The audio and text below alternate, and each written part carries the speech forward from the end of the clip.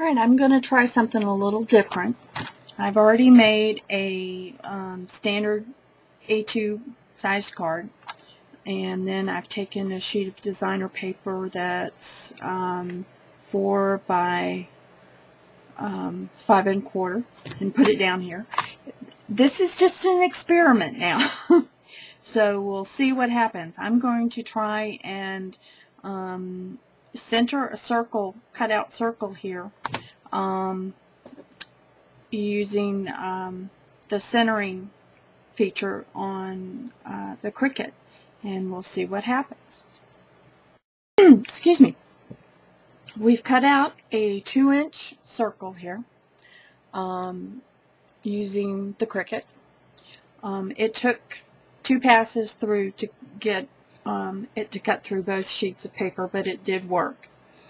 Then what I've done is I've designed in Design Studio using Plantain Schoolbook and just circles a scallop frame, or you can do it just a plain round frame. You want it to extend out past your window, and then have the interior be slightly smaller than your window. That way it will hang free and clear and won't get caught when you suspend the design in the window. So what I've done is I've cut a length of waxed linen cord, and we're going to take some sticky strip.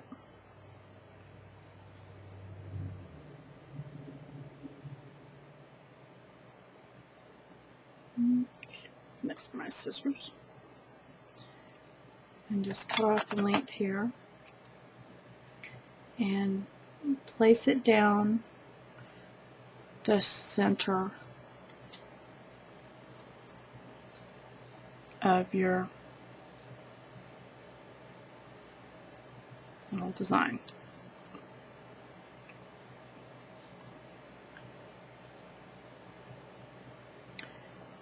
And I do it this way because it's easier to line it up. And then just lay your cord down on the sticky strip, and then apply another piece right on top of it.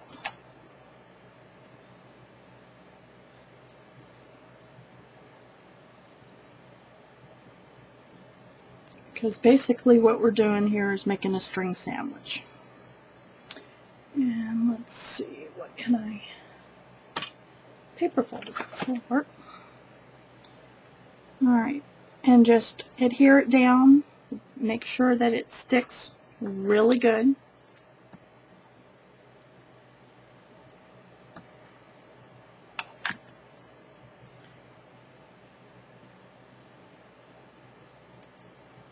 Okay. And then you don't have to use sticky strip on this part unless you really want to. I just apply a little extra on the sides. And then what I did was I took another one of the interiors and covered it with my designer paper. And this will go on the back side. Okay. Then we're going to turn our card over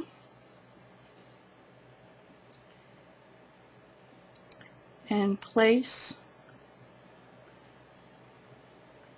our... So I've put my frame on the back side, and here's the back side of the little circle. I trimmed it to make sure that it was small enough that it would swing freely. And now I'll show you how we attach that circle. We take 2 small strips of sticky strip, top and the bottom, and just lay it over that string, and then that way it's not going anywhere. And I've taken the bone folder and gone over it, and the release tape is getting ready to come off, so we'll go ahead and take that off.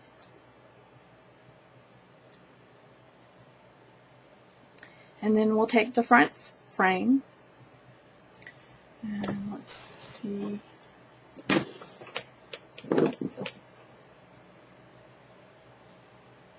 Since I ran out of my runner, we'll do it this way.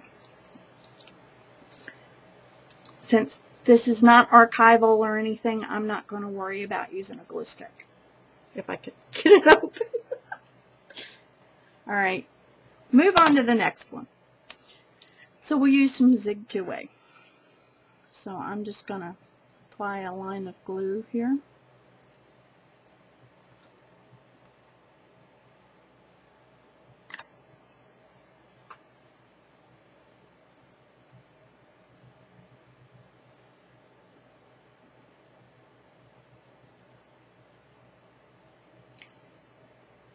And lining it up with the frame in the back so that doesn't show through. You've got your frame. Then what I did was I took a piece of, when I cut this paper down to 4 1/4 by 11, I had this little piece left over. So I took my border punch that I have, and basically I stomped on it because it doesn't work very well through cardstock. It works great through thin paper, but cardstock, it gives me a fit every time. And then I took a long upholstery needle and threaded my ribbon through it and threaded it through the cardstock, and I just taped the ends on each end, and had a long length of ribbon through the center, cut it in two, and tied a bow. So we'll use some dimensionals for that.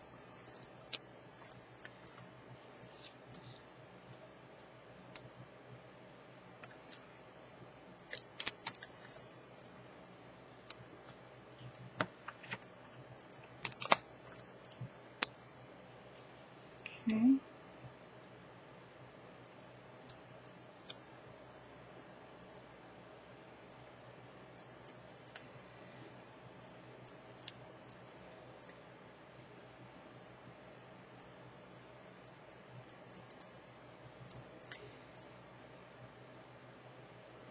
And then I also inked the edges, and I cut it with my Creative Memories. I don't know how many of y'all have one of these, but I have a decal edge cutter, and you just put the 2 pegs in the straight edge and run it down your paper, and there you have a decorative cut. So now I've got to work on my little design that's going to go in here. This card is from my nephew. He just went off to college, and so I'm going to send him some mail.